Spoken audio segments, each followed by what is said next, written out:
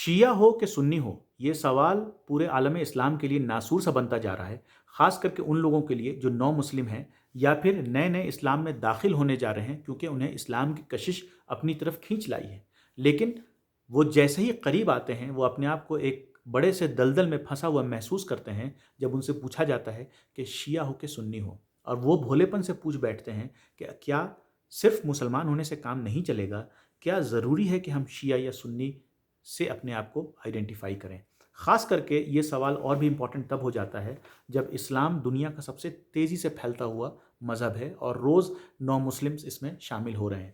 ابھی کے اگر تعداد کے بارے میں دیکھا جائے تو قریب قریب 180 کروڑ مسلمان ہیں پوری دنیا میں، جس میں 90 کروڑ مسلمان ہندوستان، پاکستان، بنگلہ دیش، افغانستان اور انڈونیشیا کے اندر میں پائے جاتے ہیں۔ اس کے علاوہ 35 کروڑ مسلمان افریقہ کے ملکوں میں ہیں، 30 کروڑ پورے عرب ممالک میں ہیں، 4.5 کروڑ یورپ میں ہے، اور اس کے علاوہ چھوٹی چھوٹی آبادی پوری دنیا میں موجود ہے۔ تو اس لیے بھی یہ امپورٹنٹ ہے کہ یہ اسلام چونکہ تیزی سے پھیل رہا ہے۔ اب سمجھیں کہ شیعہ اور سنی ہوتے کیا ہیں۔ اگر ڈیفینیشن کے حساب سے جایا جائے تو شیعہ ورڈ پورا ورڈ ہے شیعۃ العلی، یعنی حضرت علی سے محبت کرنے والوں کو یا اہل بیت سے محبت کرنے والوں کو ہم شیعہ کہتے ہیں۔ نبی کریم صلی اللہ علیہ وسلم کے بتائے ہوئے رستے پہ چلنے والے کو ہم سنی کہتے ہیں۔ اگر کوئی مجھ سے پوچھتا ہے تو میں کہتا ہوں کہ اگر اہل بیت سے محبت، حضرت علی سے چاہت کو تم شیعہ کہتے ہو تو ہاں میں شیعہ ہوں، لیکن نبی کریم صلی اللہ علیہ وسلم کے بتائے ہوئے رستے پہ چلنے کو اگر تم سنی کہتے ہو تو میں سنی بھی ہوں۔ تو گویا میں ایک ایسا مسلمان ہوں جو سنی بھی ہوں اور شیعہ بھی ہوں۔ اگر کوئی خالص شیعہ یہ کہے کہ مجھے صرف اہل بیت سے محبت ہے، میں باقی سنت رسول کو نہیں مانتا ہوں، تو کیا وہ مسلمان ہوا؟ نہیں ہوا۔ ٹھیک اسی طرح سے اگر کوئی سنی یہ کہے کہ میں سنی ہوں لیکن میں اہل بیت سے محبت نہیں رکھتا ہوں، تو پھر وہ کیسا مسلمان ہوا؟ تو گویا ہم اس چیز کو سمجھیں کہ شیعہ سنی کے بنا ادھورا ہے، سنی شیعہ کے بنا ادھورا ہے۔ ایک کامل مسلمان تب بنتا ہے جب اس کے دل میں شیعہ بھی ہو اور سنی بھی ہو۔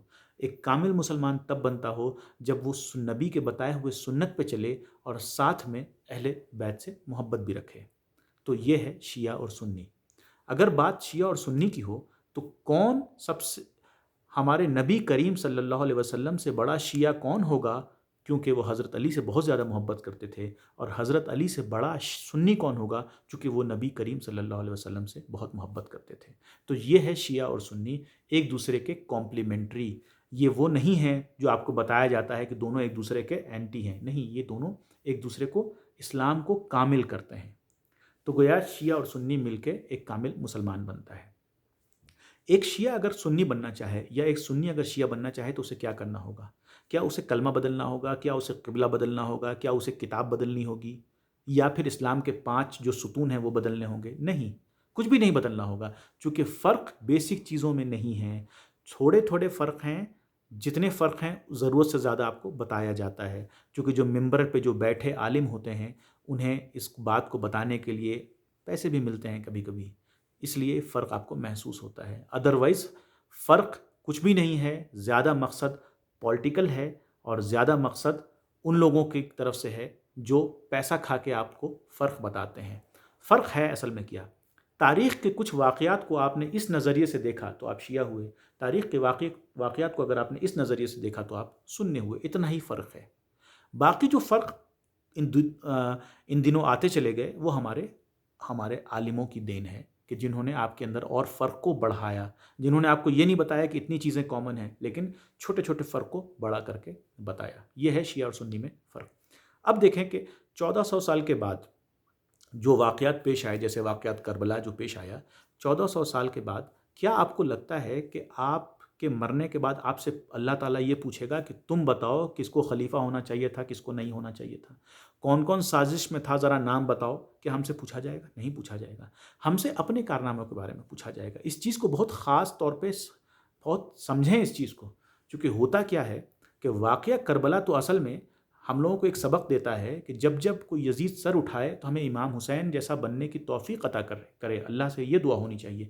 لیکن ہوتا کیا ہے کہ ہم زمانے کے سارے یزید بھول جاتے ہیں اور آپس میں ایک دوسرے کے اندر یزید ڈھونڈنے لگتے ہیں، اور یہی وجہ ہوتی ہے کہ ہمیں فرق کو اور ہم بڑا کر دیتے ہیں۔